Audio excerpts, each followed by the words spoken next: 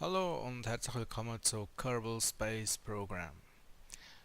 Ich wollte jetzt mit euch da ein kleines Let's Play machen und für das machen wir ein neues Spiel auf. Wir nennen uns da ja, wie nennen wir uns? Major Fail. Und wir starten im Karrieremodus. Wir tun noch uns einen Flaggen aussuchen, wieso nicht die selber gemachte. Akzeptieren und Start. Kerbal Space Program hat sich ja recht gemacht. Seit Version 0.2 irgendetwas oder irgendwie so ist der Karrieremodus freigeschaltet worden.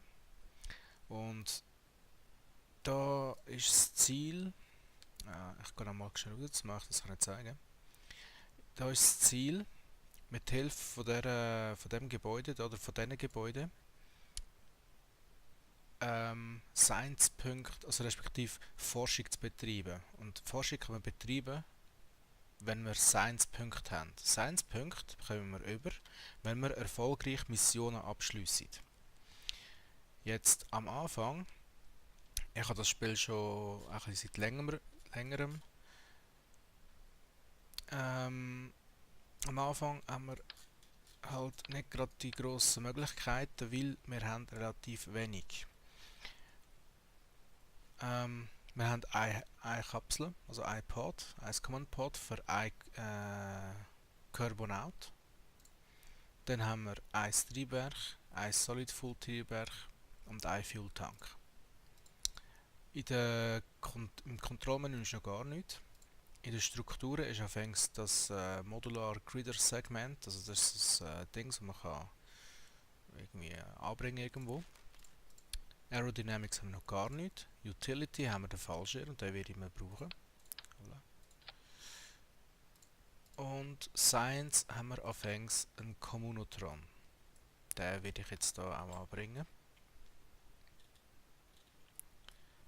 Wie habe ich jetzt das letzte Mal gemacht? Ja, genau so. Tun wir dann so irgendwie. Machen wir doch gerade zwei, zum sicher gehen, dass wir nicht irgendwie Problem haben beim Start. So, und zu dem sieht es lustig aus. Subassemblies kommen wir später dazu. Zuerst einmal schauen wir einfach mal schauen. Ich mache es doch anders. Was passiert, wenn man die Rakete startet? Ich nenne sie mal da muss den Rest doch schnell löschen.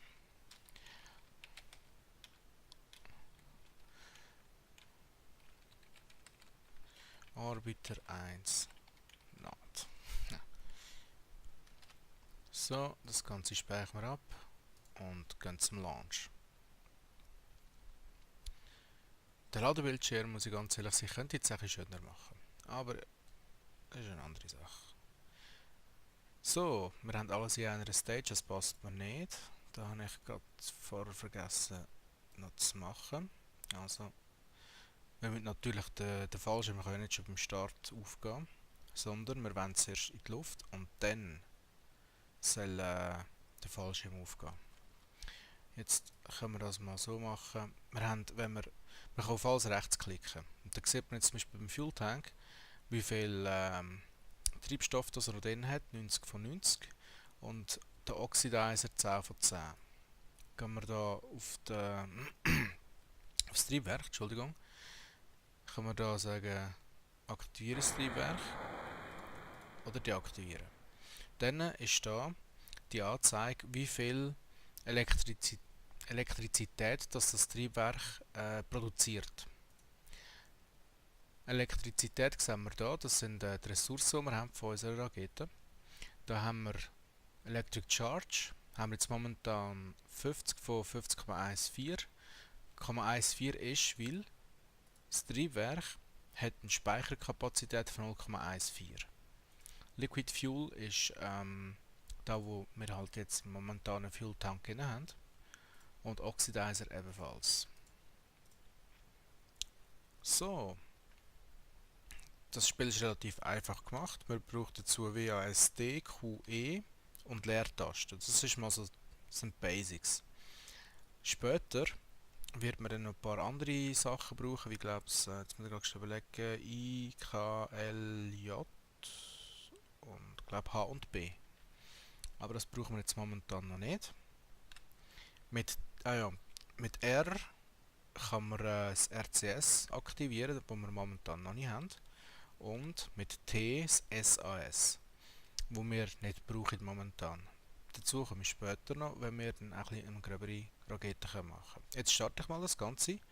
Mit Shift, links Shift, kann man da Gas geben. Und mit Leertaste startet man. Jetzt gehe ich da mal mit Rechtsklick auf den Pod und sage Crew Report. Und den tun wir gerade senden. Ui, jetzt drehen wir uns da, jetzt habe ich gerade kurz nicht aufgepasst. Und da ist ja der Fuel auch schon alle. Das heisst, jetzt kann ich den Fallschirm öffnen, indem ich Leertaste drücke. Irgendwie geht es gerade nicht. Ah, jetzt.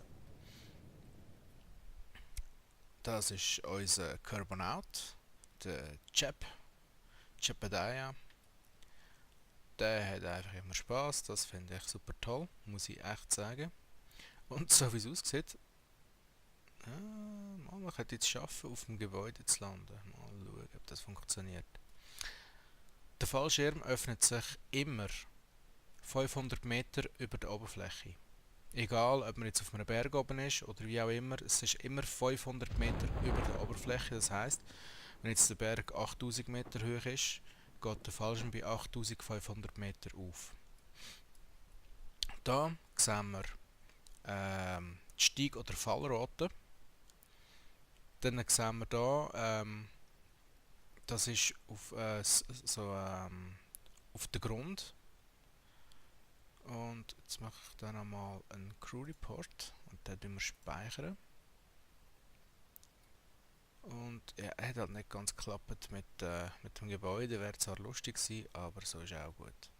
Und jetzt hoffe ich einfach, dass uns die Kapsel nicht explodiert, weil, soviel ich weiss, ist 10 die magische Zahl, wo Sachen kaputt gehen. Jetzt haben wir Glück gehabt. Okay. Dann, wenn ich jetzt hier auf den Carbonaut gehe und rechts, sehen wir dann, kommt EVA und IVA.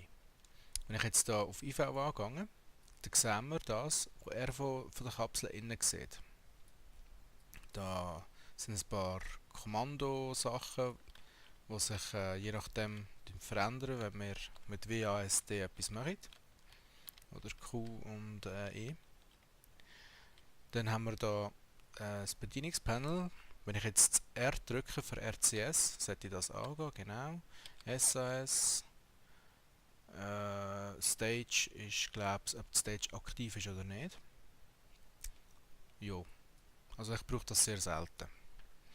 Zum wieder rausgehen, drücken wir C. EVA bedeutet, dass der Carbonaut aus der Kapsel aussteigt. Man kann, man kann mit F, wenn man genug nah dran ist, kann man die Leitern, also die Leitern fassen. Und wenn man dann ein bisschen raufgeht, kann man mit Leertasten entweder loslassen oder mit F nochmal wieder einsteigen. Wir wollen das nicht machen, wir wollen loslassen. Sein Grinsen gesehen? Ah, schade, er grinset nicht. Dann mit Rechtsklick auf den Carbonaut kann man sagen EVA Report. Den müssen wir behalten, weil wir haben ja keine Antenne zur Verfügung momentan, weil wir ja außerhalb vom Pod sind, also behalten wir den mal. Wir nehmen eine Oberflächenprobe. Hallo. Die wir ebenfalls behalten. Und wir setzen unsere Flagge. Zack. Und jetzt können wir den Flaggen im Grunde einen Namen geben. Jetzt sagen wir da erster Flug. Ach, Flug voller Erfolg. Da könnte man jetzt noch einen Zusatztext schreiben, zum Beispiel Jab hat's genossen. Okay. Jetzt ist ja der Flug beendet. Wir könnten jetzt da noch stundenlang umeinander laufen, was uns überhaupt nicht würde bringen. Darum, wenn ich jetzt da aufgegangen steht Recover Vessel. Oder wir können auch mit ESC zum Space Center gehen. Das dauert einfach ein bisschen länger dann. Da ist unser Space Center. Mit Linksklick drauf einmal. Und später dann einmal sieht man alle Flüge, die gerade im Gang sind. Jetzt ist aber eigentlich keiner im Gang, sondern wir sind ja gelandet und dann können wir sagen Recover, der Orbiter. Wir können auch den Jab recoveren. Tun wir mal zuerst den Orbiter Recover. Und dann können wir hier die Science-Punkte über. Jetzt haben wir insgesamt 9 Science-Punkte bekommen. Dann tun wir den Jebediah recoveren, also zurückholen. Und der hat uns 21 Science-Punkte gebracht. Das durch die Oberfläche-Probe, die wir genommen haben, hat uns 9 gegeben. Nein, respektive, ich komme gar nicht ganz draus, muss ich ganz ehrlich sagen, wie das gerechnet wird. Und der EVA-Report. Jedenfalls haben wir im letzten Moment 21 Punkte bekommen. Dann gehen wir hier raus. Und als nächstes wollen wir ja uns verbessern. Und verbessern können wir uns, indem wir Forschung betreiben. Mit 21 Science-Punkten können wir jetzt das hier freischalten. Das braucht 5. Und eventuell können wir jetzt sogar noch etwas weiteres. Nein. Nein. Ja. Wir können Survivability Dingsbums freischalten, wo wir einen zusätzlichen radialen Fallschirm bekommen. Wir bekommen so Beine zum Landen und ein Liquid Fuel Engine, wo etwas kleiner ist. Das tun wir doch gerade mal researchen. Zack. Jetzt haben wir noch einen Science-Punkt. Und mit dem, was wir jetzt hier freigeschaltet haben, können wir schon einiges machen. Hier in diesem Editor kann man noch verschiedene Sachen machen. Zum Beispiel, wenn man Shift gedrückt haltet und mit dem Mausrad auf und ab geht man näher oder weiter weg. Dann mit Control. Nein, mit Control kann man nicht machen, einfach nur mit Shift. Dann mit der rechten Maustaste kann man sich um die Rakete herumdrehen. Und mit links geht nichts. Okay, also, das war unsere erste Rakete gewesen. Wir wollen ja uns stetig verbessern, also würde ich sagen, das kommt weg.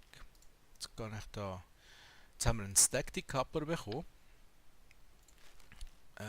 Würde ich sagen, machen wir doch das so, dass der gerade unter dem Pod ist, dass wir nicht mehr so viel Gewicht haben, dass nicht mehr so viel kaputt geht. Dann haben wir da ein grössere Tanks bekommen. Jawohl. Würde ich doch mal sagen, bauen wir mal etwas Grösseres. Etwa so. Ich hoffe, das hebt. Dann sagen wir etwa auf dieser Höhe da. Also da kommt dann schon mal so ein, so ein Triebwerk hin. Dann nochmal, gibt es einen kleinen Trick. Tue ich die da unter der Rakete hin, nehme sie weg und dann habe ich 2. Ich habe jetzt aber 3. Um ein bisschen weiterzukommen. So. Ich hoffe, das funktioniert. Aber es sollte ja eigentlich schon. Oder? Nein. Ich mache es anders. Ich tue da dazwischen jetzt nochmal einen Decoupler.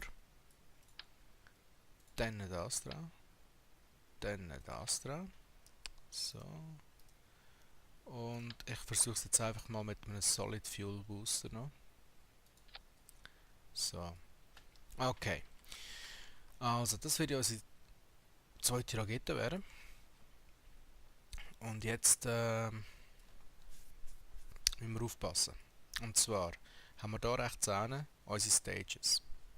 Ich wollte jetzt, dass das Triebwerk gleichzeitig mit diesen 3 Triebwerken losgeht. Jetzt sehe ich, wenn ich hier drauf gehe, blinkt es da unten rechts auf. Oder umgekehrt, wenn ich da drauf gehe, blinkt die Stage auf, die gerade ausgewählt ist. Ich wollte jetzt die 3 mit der hier vereinen, also Linksklick drauf, dann geht es auf und dann kann man einfach aufziehen. Man könnte jetzt auch sagen, ja, ich will nur, dass einer abgeht. Dann kann ich dann eine zweite Stage machen und einen rausnehmen, aber das wollte ich ja nicht. Okay. Dann habe ich da etwas ganz Wichtiges vergessen, und zwar nochmal ein Triebwerk. So. Dann sollte das funktionieren. Da wir jetzt schon, jetzt muss ich schnell schauen, wo sind sie da wo? Da wir jetzt die schon freigeschaltet haben, probieren wir, diese Stage hier zu retten. Also nicht, dass sie einfach auf den Boden zurückgeht, sondern dass, wenn ich sie absprenge, dass die Fallschirm sich öffnet und das Ganze schön langsam auf den Boden zurückkommt. Und ich übertreibe es jetzt gerade mal ein bisschen, um ganz sicher gehen, dass da nichts zerstört wird. Die da mal schauen, eventuell schaffen wir es sogar in Orbit. Das wäre ziemlich cool. Jetzt muss ich da aber noch die Fallschirme nein, in diese Stage rein tun. Da. Das heisst, rein. So, und Nummer 3. Zack. Dann sollte das Ganze funktionieren. So, probieren wir es doch einfach mal aus. Machen wir Orbiter 2. Not. Ich hoffe, vielleicht eben doch.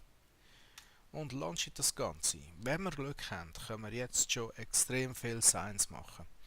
Ich habe, als ich meine eigene Karriere gemacht habe, habe ich es tatsächlich geschafft, schon mit der zweiten Rakete auf dem Mond, also auf dem Mond zu landen und wieder zurückzukommen.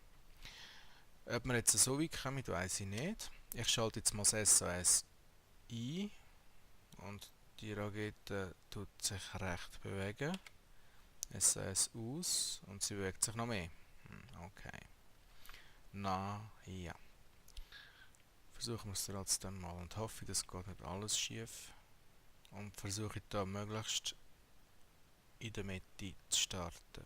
Jetzt.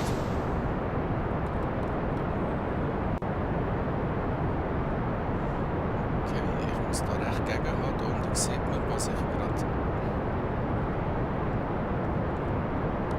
so mache. Es ist relativ schwierig, echt. Sie dreht sich in alle Richtungen. Okay, jetzt.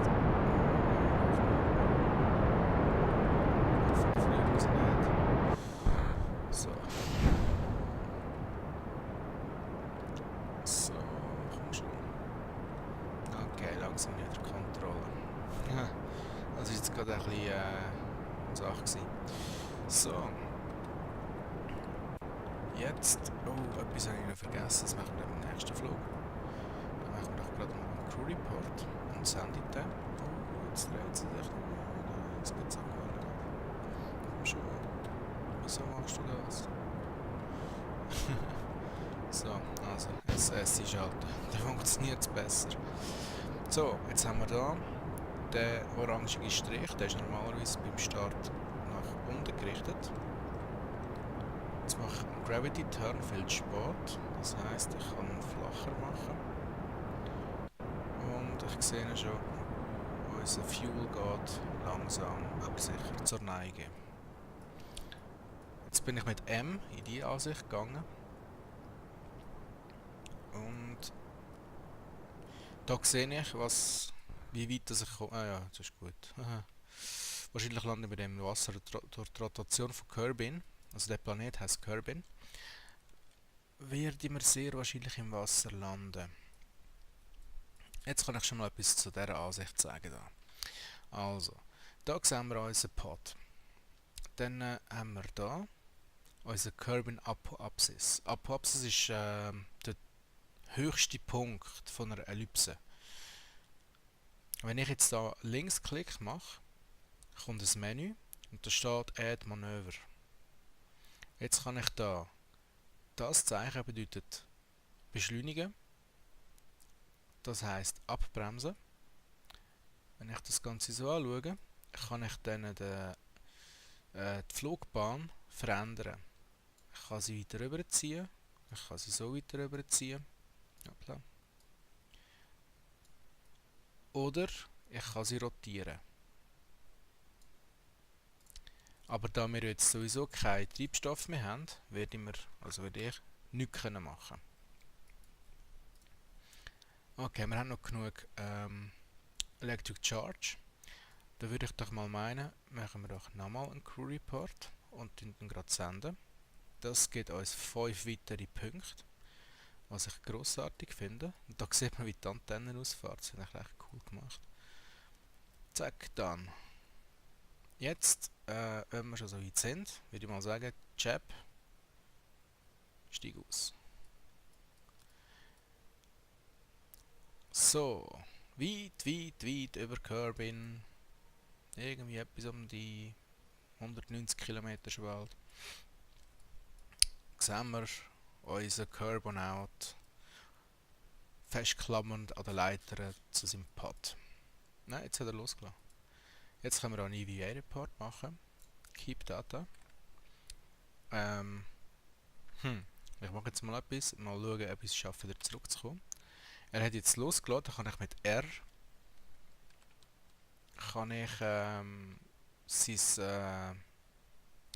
sein Bedienungsdings, wie sagt man dem, er hat da am Rücken hat er so kleine Düsen, wo er sich damit kann bewegen. Und nur im luftleeren Raum probieren. Jetzt probiere ich da wieder an den Pod hinzukommen. Schön langsam, wir wollen ihn nicht gerade umbringen. Die Armkeib. So, und F drücken. Tipptopp. Nochmal F drücken, wieder in die Rakete reingehen. Und dann auf den... Ich glaube, das muss man jetzt mit da auf die Antenne klicken. Transmit Data. Ich hoffe, es geht noch so. Nein, hat nicht mehr genug. Ja, no? Stop Transmitting. Und er freut sich, hat ein Smile im Gesicht. Schauen wir doch mal, was er sieht. Er sieht Sterne. Tun wir uns doch mal schnell drehen. Da sieht man, ja, ich weiß nicht, wie das genannt wird, aber ich denke jetzt mal, bei uns wäre es jetzt die Milchstraße. Und tatsächlich, man sieht Kerbin nicht. Jetzt muss ich mal schauen. Ich wollte ihm doch die Sicht nicht verwehren. Mal ein bisschen drehen. Noch ein bisschen. Schon. Ah, da müsste ich SAS ausschalten. So. Müssen wir einschalten. Holla. Falsche Taste. Gehen wir nochmal ins Innere. Oh, geile Sicht. Also da haben wir mal den Mond. Und wenn man es dreht. Kerbin. Ist das nicht wunderbar schön?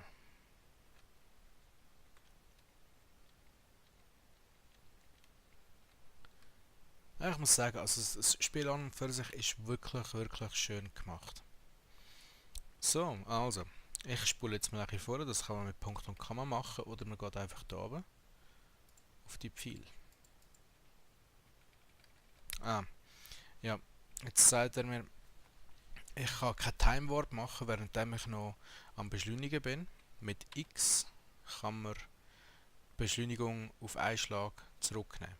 Sonst einfach mit linken Control. So, und jetzt sollten wir auch vorspulen. Und wir kommen leider im Dunkeln wieder runter. Jetzt, bevor wir wieder in die Atmosphäre eintreten, werde ich die Stage absprengen indem ich die Leertaste drücke. So. Und weg. So, und jetzt können wir ungefähr wieder auf Kerbin zurückkommen. Hoffe ich jedenfalls.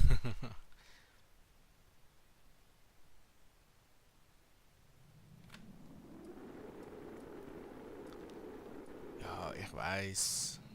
Oh, oh, oh. Jetzt hätte ich fast vergessen, den Time Warp zurückzunehmen.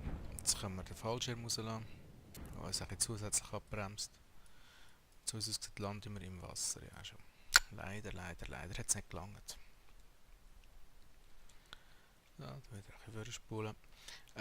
Ich weiss nicht, eine Zeit hat es den Bug gegeben, dass wenn bei 500 Meter der Fallschirm sich ganz geöffnet hat, hat es ihn vom Pod abgerissen. Darum, ich wollte das Risiko nicht eingehen, weil wir jetzt doch schon recht viel Daten gesammelt haben. Und jetzt wollte ich nochmal etwas ausprobieren, was ich bis jetzt noch nie gemacht habe. Und zwar, ich werde aussteigen und probieren, einen Bodenprobe abzunehmen. Mal schauen, ob das geht. Ich hoffe, er wird können schwimmen.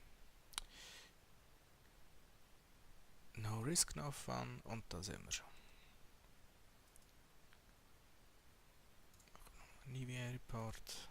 Keep Data. Und... Nein, er tut sich wieder mal jetzt. Ja, es geht tatsächlich. You've taken a sample of the water. It appears to dramatically increase the surface humidity of anything it touches. Okay, komisch, was Wasser alles so machen kann. Keep Data und Recover Vessel.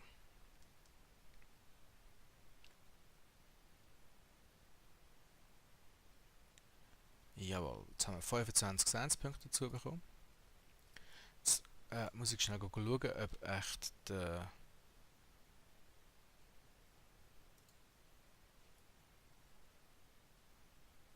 Ja, es hat einfach nur den Chap recovered. Das müssen wir natürlich auch machen. Und das gibt uns nochmal 33. Das ist ja wunderbar. Das heisst, jetzt können wir anfangen, grosse Raketen zu machen. Oder soll ich echt nochmal so eine probieren und probieren mit so einer zum Mond zu kommen? Mal schauen, was wir alles freischalten. Ich wollte jetzt eigentlich nochmal so eine machen und probieren zum Mond zu kommen. Es ist möglich, ich habe es schon geschafft.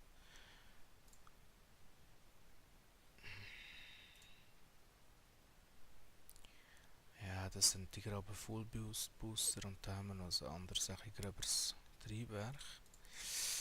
Da haben wir Nose Cone. Bringt meiner Meinung nach bringt das überhaupt nichts. So ein Swinglet bringt meiner Meinung nach überhaupt nichts, aber das wäre geil. So ein Radial-Decoupler. Braucht 18 Punkte.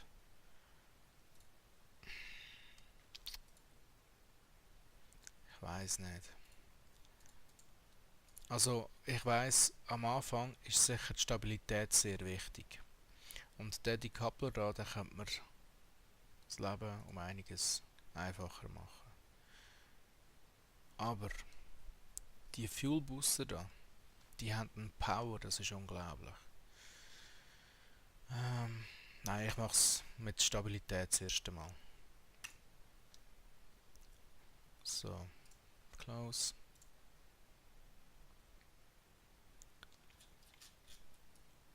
Und wie das wir den Mond erreichen und ob überhaupt der Mond erreicht wird, das sehen wir in der nächsten Folge.